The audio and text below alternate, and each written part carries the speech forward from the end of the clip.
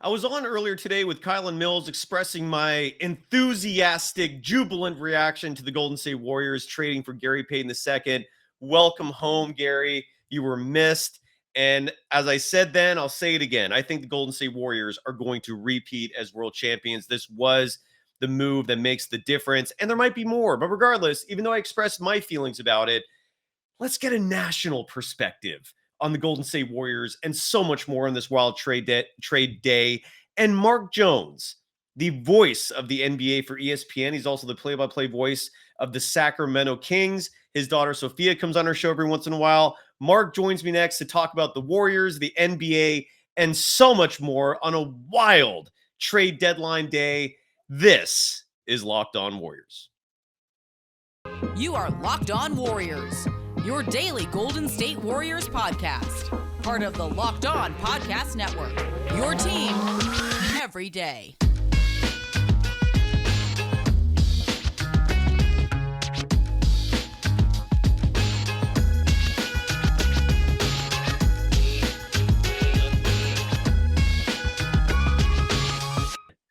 Thank you for making Locked On Warriors your first listen every day. We're free and available wherever you get podcasts. Today's episode is brought to you by FanDuel, and more specifically, the FanDuel Sportsbook, official sportsbook of Locked On. Make every moment more. Visit FanDuel.com/LockedOn today to get started. You could follow my next guest, the man, the myth, the legend himself, on Twitter at Mark Jones, ESPN. He is the voice of the NBA, at least one of the voices, in my humble opinion. You are the voice, sir. Mark Jones joins me from ESPN. How are you doing? You're in Boston.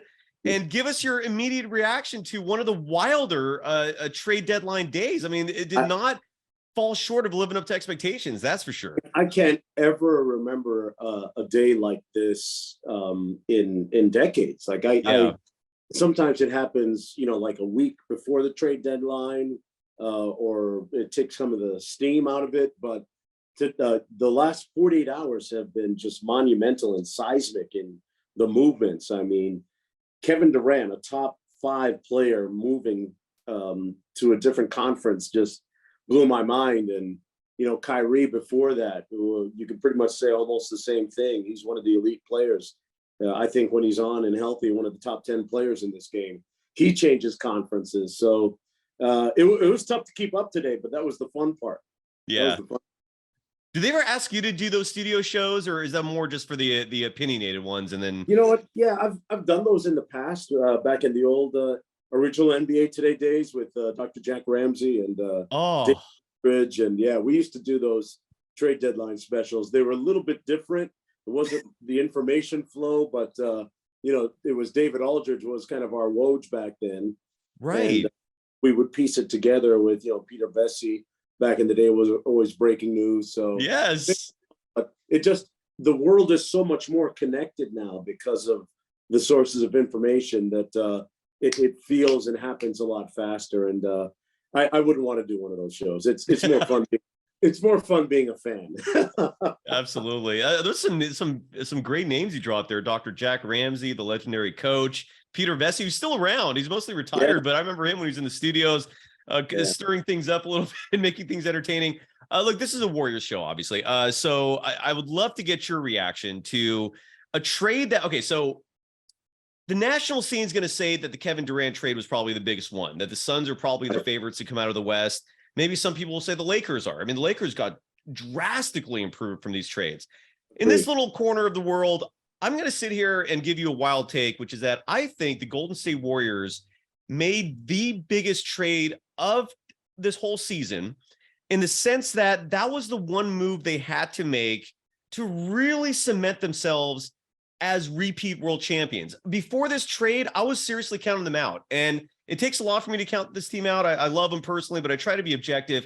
But I really think this Gary Payton II trade brings them right into the forefront. I think they're the favorites now. Again, I know I'm in the minority, but and you've got the national perspective. I would love your thoughts on the Warriors acquiring Gary Payton II today. It's crazy that, GP2 had to go somewhere else to get his money and then ends up getting traded back for all those second-round draft picks. Right.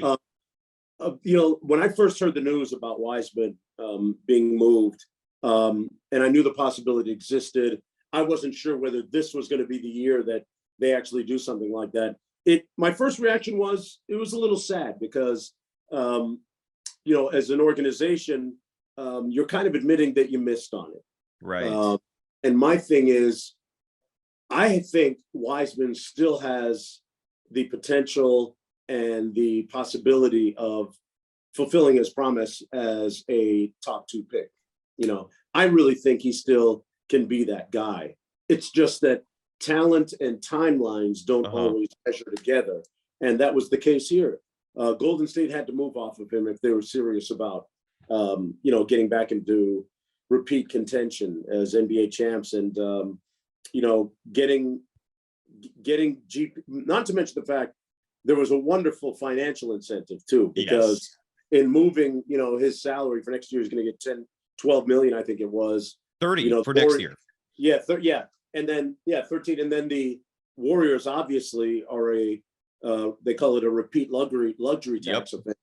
I think it's 4-1, 5-1, whatever it is. It's like 8-1. It's crazy. It's 8-1 territory now. Yeah. So they saved, I think, close to 100 million or maybe even a little bit more. So it made fiscal sense. Personally, it saddened me because I think the kid can still be a player. I think he's a good kid. I think he worked hard. The timelines didn't match up. But I do, in the end, think that Golden State still has, if everyone gets healthy now with Payton coming back, they've got better on-ball presence defensively. He's a guy that is plug and play. They can use him in short roll situations. I still think ultimately they might need, and the buyout market is still out there, right? So they might need somebody that can space the floor vertically. I don't know who's out there for that. There's a word that Dwayne Dedman is a guy that, might kind of fit there for Golden State. But, it was a big move. I mean, if you're Warriors Nation, if you're Dumb Nation, that was a huge trade. That was a seismic trade. I totally get that.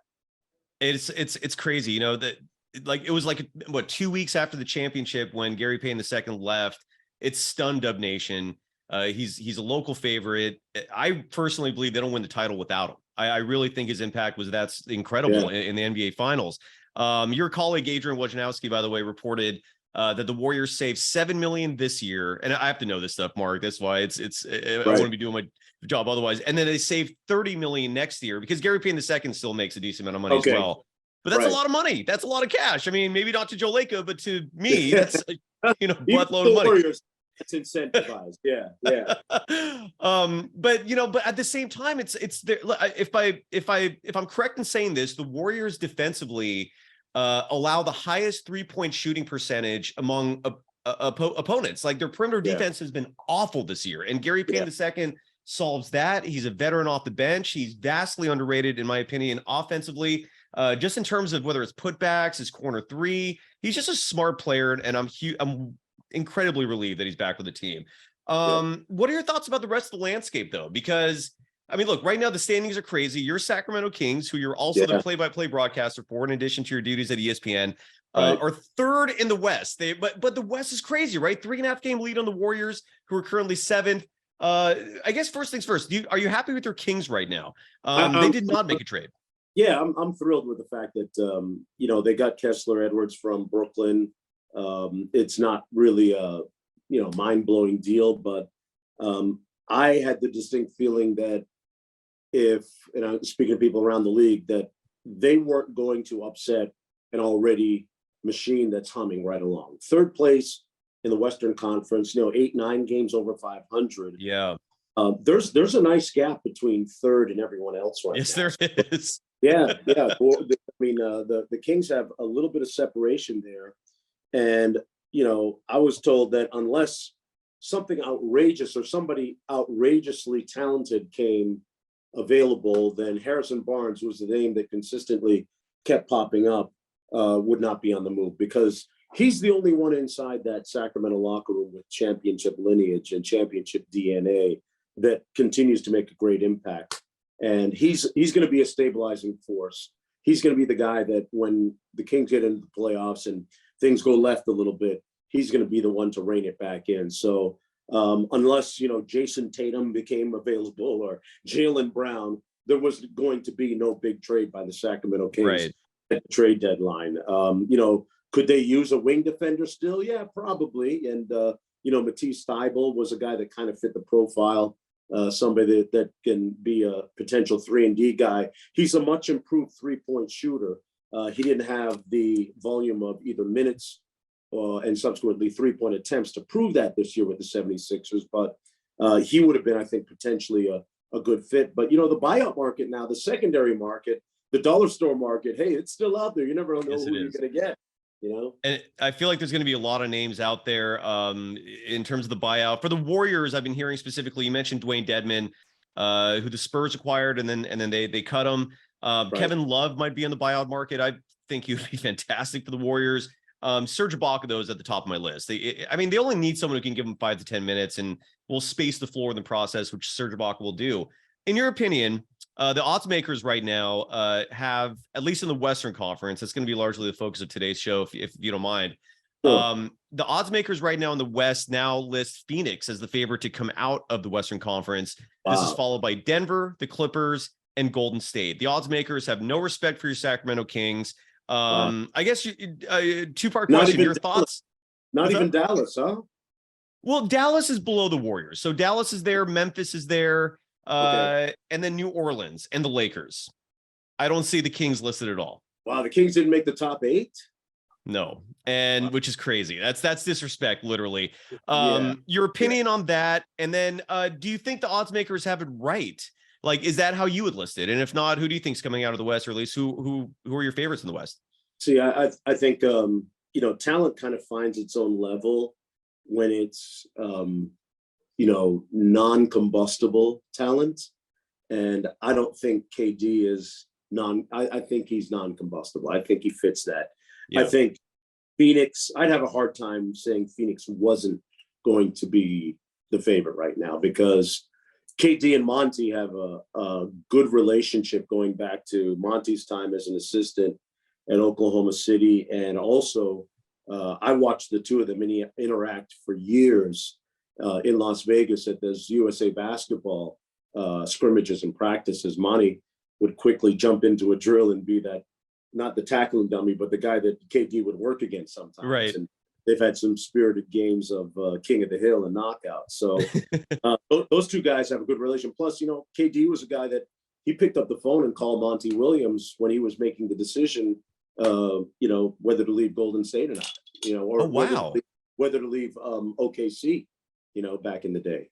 And so they share a really tight bond that goes beyond the basketball court. So, looking at that, I don't see any kind of chemistry issues. And they've already got Devin Booker. They've got Chris Paul. That team will have, and, TJ Warren, before he got hurt, he was a bucket getter too, right? So it's true. They've got guys that can shoot threes. And in KD and Book, and even Chris Paul, they've got 3 of the best mid-range players in the game. And in the playoffs, mid-range is where the secret sauce is, I think, a lot of times. That kind of shot making is what gets a lot of teams over. So it's tough to say that Phoenix isn't going to be number 1. Now, Denver, I think, is overpriced right now. You said that the odds makers had them at 2.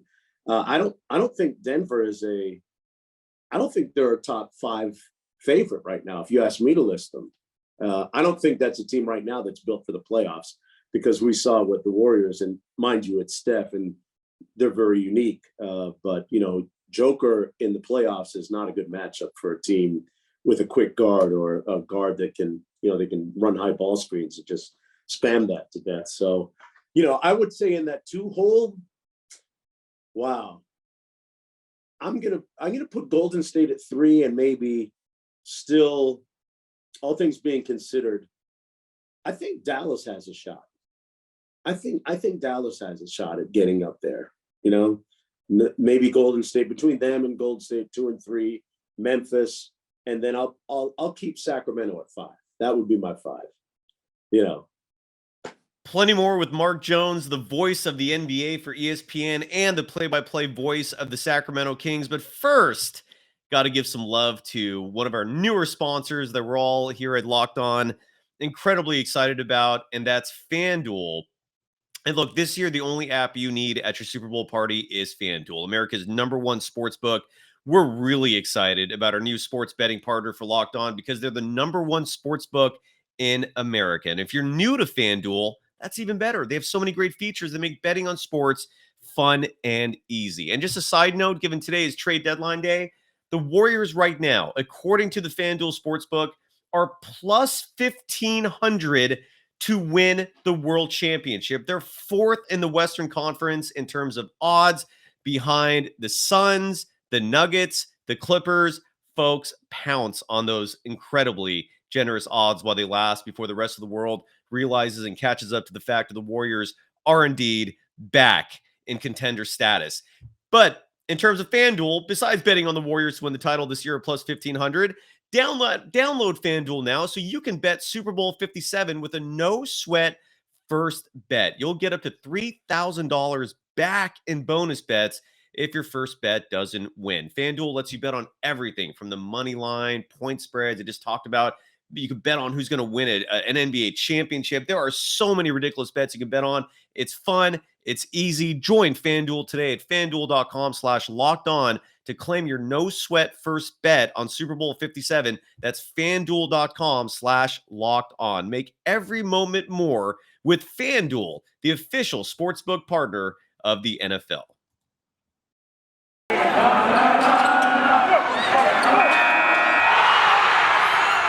You are Locked On Warriors, your daily Golden State Warriors podcast. Part of the Locked On Podcast Network, your team every day.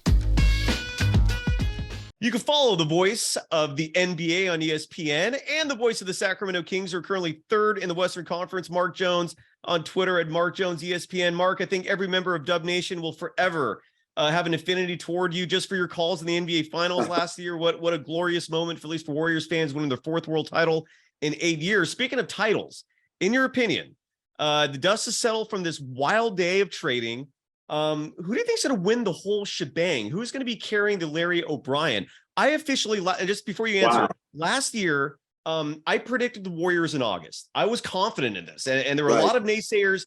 Your colleague Stephen A. Smith, I think, was one of the only other people who was with me making that pick. I didn't feel good about him this year. Today, on February 9th, I picked the Golden State Warriors. As weird as it sounds to a lot of people, that Gary Payton II trade, to me, makes a difference. They now have the core back that they had a year ago. The defense is going to improve. I think the Warriors will repeat, but that's me. What are your thoughts, sir? Right. Wow. Let's assume that Steph gets healthy. I'm still a team that wouldn't want to match up against Golden State in the playoffs. It would be hard for me to bet against them, knowing the fact that I know that they have done it and still can do it. I have a feeling that if you're going to force me, I'm going to say Phoenix potentially has a little bit higher ceiling right now, just a little bit. It's just a question of how quickly they can bring it together. But who's going to win it all? It'd be hard to go against Phoenix, or even, I'm going to predict the Boston-Phoenix final. Okay. I think it's going to be a Phoenix-Golden State Western Conference Finals. Golden State's lack of defensive presence on the road is the thing that I can't get by right now. It's weird. And if GP2 can fix that, or at least get them from, what are they, 20-something rate? The swing between home and road defensively is mind-blowing. It's crazy. Like, it's like fourth and 26. You're right. Something. Yes. If they can bring the bottom end of that up into the mid-teens, then I'd go Golden State repeating. So that's kind of where I am. And I still think that Boston is the elite team in the Eastern Conference. I really do. Absolutely. Even though the Bucks are surging, and I do love the Jay Crowder trade for him, but I'm with you. I think the Celtics are the favorites in the East. And for me, it just comes down, and let me know if you think I'm crazy, but for me, it comes down, the Warriors, to me, they remind me a lot of the 98 Bulls. They remind me a lot of the 95 Rockets, the second title team. Where they just, I know the Bulls still in that sixth championship still had a very dominating regular season. The Warriors aren't there yet. The Rockets did not. They finished with a 6th seed that year, still won the title. This Warriors team, before the Gary Payton II edition, they did look like they were at least a piece short, but they also look like they're just going through the motions. I don't see joy. I don't see the passion. But at the same time, I could see them just immediately flipping a switch in the postseason and reminding everyone who they are. They've won 4 titles in 8 years. That's a lot of my reasoning for thinking they're going to pull this off again is they have the talent. I don't see them aging. Klay Thompson is playing the best basketball of his life. In January, he averaged 27 points a game, a career high by far. His next highest in a month was 25.9. So that's my logic. Am I crazy? What do you think, Mark? No, you're right on. And that's kind of the ceiling is Klay's continued improvement. That's where the incremental improvement comes with Golden State, especially, you mentioned his scoring. He had a career high month last month. Defensively, he's still getting back to, or at least trying to get back to, close to what he used to be at that end of the floor. Very fair. And this latest injury for Steph could be a blessing in surprise in disguise a little bit, because remember last year he was hurt. He actually came off the bench to start the playoffs. Everybody forgets. And then ended up, finishing like Steph and winning the Finals MVP. So, him getting dialed back because of this injury could push back his peak and have him peaking at the right time going into the playoffs. And so things could still line up very well for Golden State. I still think maybe this is a year where, if you force Steve Kerr to tell you they could use a little vet help, and maybe it's more than just GP2 coming back, there could be another subsequent move. So, and even if they don't, they're always going to have a shot because they got those 3 guys. Absolutely. I mean, Steph is just one of the Enzo's been playing great basketball lately too. Yeah, absolutely right, man. I'm really happy for you, by the way. I can't remember ever a time in my history, I don't know if it's ever happened, where both the Kings and the Warriors were good simultaneously. I would love to see these 2 teams play in the playoffs. That would be remarkable. Warriors fans are really frustrated this year with the officials. I think a lot of people are. I've heard you say on the calls, and by the way, you are the best in my humble. You're my favorite play-by-play broadcaster, and I'm sure I'm speaking for a lot of people. You do your research, and you sound like someone who knows exactly what the hell they're talking about. So kudos to you for that. I've heard you make this reference as well about the officials. I think they're younger this year. Some of the other officials have retired and moved on. So you're seeing a lot more calls, maybe because of that. Warriors fans, though, are, and I can't blame them. I kind of feel this a little bit myself. They feel like officials are picking on the Warriors, and the numbers do support that. The Warriors are last in free throw attempts, first in free throw attempts given up to the opposition. You've called a lot of Warriors games this year. You also call a lot of basketball games because, again, you're the voice of the Sacramento Kings. What's your take on the officials this year? Man, I think every fan base at some point has a legit case. But I will say about the Warriors, you mentioned those numbers. Steve Kerr, I remember earlier in this season and even recently saying, we still foul too much. We have to get better at guarding without fouling. He's quick to admit that. Now, having said that, there have been a lot of calls against them, and they're a heavy jump shooting team. So I don't know about the free throw attempt number.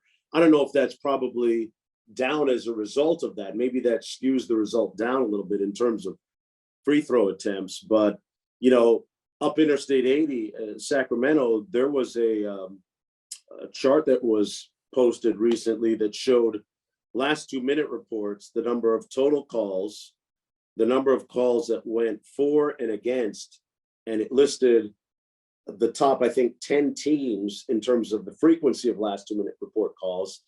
And guess who had the least percentage of calls that went their way?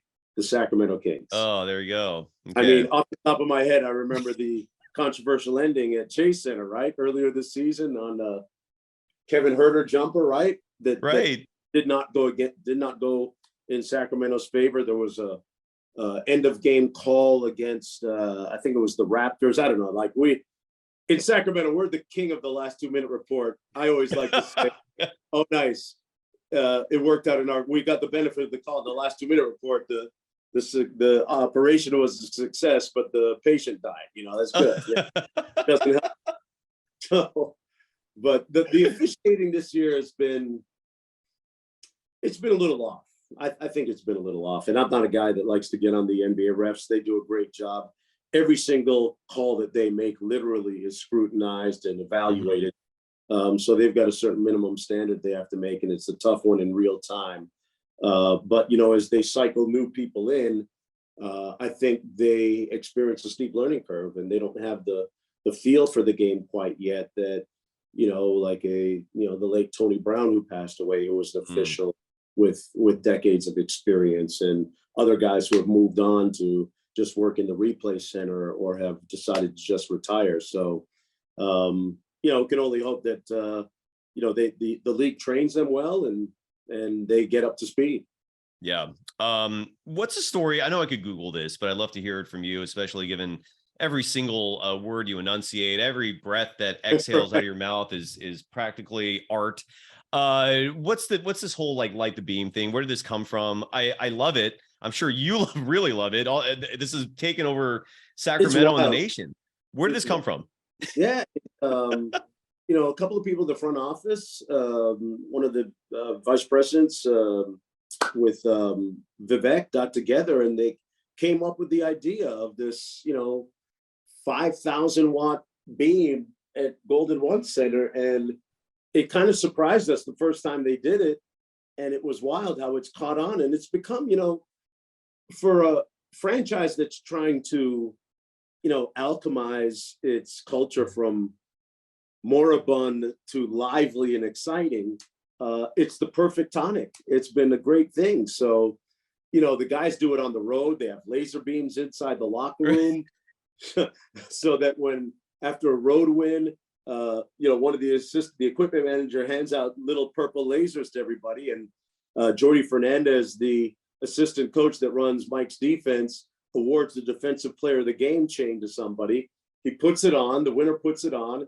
They kill the lights. They got a little smoke machine in there, and they shoot lasers up in the ceiling inside the locker room. It's wild. Incredible.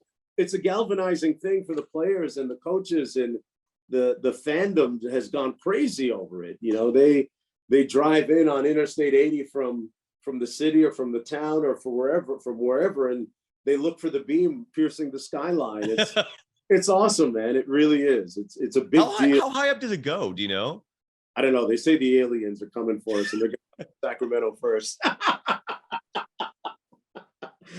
That's incredible. I think they've seriously had conversations about getting a stronger beam. So really, who knows? There might be a playoff version to come, Cyrus. Yep. Joe Lacob will never admit this, but I guarantee he is envious of that. It's just pure brilliant marketing. It's all positive. He's looking at that going, damn it, I want a beam. I'll leave it. I'll finish the interview on this note. You get a lot of credit, and rightfully so, for doing your research. I mean, there are times where you're calling games, for example, where like you will immediately recognize what a split action is. You're using vernacular and jargon that only players and coaches use. What goes into your research? How do you know this game so well? What do you attribute to that? You know what? I played for 4 years at York University. There you go. That's huge. I think and see the game through kind of a basketball prism in that sense, and what they want to accomplish with a certain set that a team might be running. And I'm just a basketball geek. I'm into the nomenclature, the play calls. I'm into whether it's sideline out of bounds, baseline out of bounds, specific sets. I love going to practices. I'm here in Boston right now, and I did the Sixers and Celtics yesterday, and asked Doc if I could sit in on practice yesterday, and sat in on practice and watched their scout walk through their offensive scout, defensive scout. I take my notes and try and note a call or two here. And I walk that fine line. I don't want to give away secrets because that's a trust that's been afforded to me to sit inside. So it's learning without giving away too much, but on basic things that, like with our Sacramento Kings, if you've watched, we've got, probably 4 or 5 ironclad sets that if you watch all 82 games, you'd be able to say, oh, I've seen that play before. So it's safe for me to call out push 5 or push 4 when you see De'Aaron bring it down and then cut off a guy on the Iverson screen on the foul line. But I just enjoy it, and I think it's fun to fun to speak the language. I think anytime you can educate the viewer on what's going on and why a team's running a certain play or what it's called, if you can give them a sense of expectation, you're educating them a little bit, and they become a better basketball fan. And you know, I think it just helps grow the game. It absolutely does. It translates to the audience, but through the television set, it's brilliant. I love it. And being in the Bay Area, I get to watch these Kings games, so I watch a lot of your broadcasts when the Warriors aren't playing. So thank you. So look, I can't congratulate you enough because you're killing it as a broadcaster. Your daughter Sophia, who comes on the show sometimes, she's following in Proud Papa's footsteps. She's now the color commentator for the San Jose State Spartans, a D1 program that's huge. Before you go, obviously your Twitter account's awesome. You tweet some fantastic stuff. Anything you want to promote? Anything I forgot?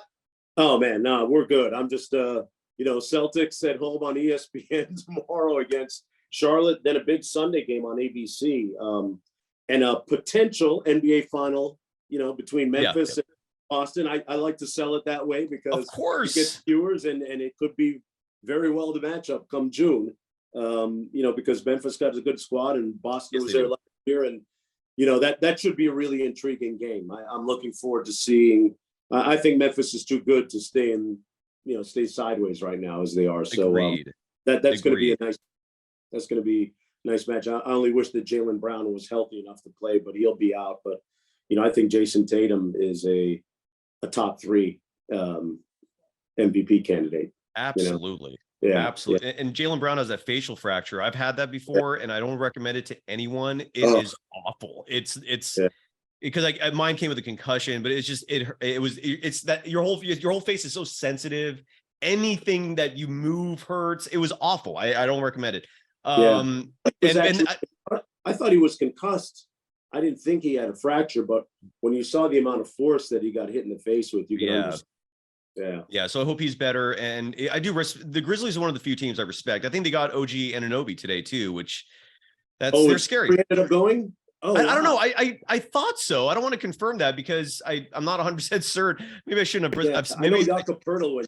Yeah, I know Toronto got Jakob Poeltl, but I didn't hear about OG. See, I had heard that he wants a close to max deals, and that his representation might have let everybody know that. So never mind. Yeah, I see that trade did not go down. So pretend I didn't say that. I won't edit it out just to keep things genuine. But sure. Yeah, but you know what's funny? And I'm sure you know this, but just in case you didn't, I don't hear anyone talking about this. The Memphis Grizzlies, their slide started literally when Steven Adams went down with the injury. I had no idea Steven Adams was that impactful for this team.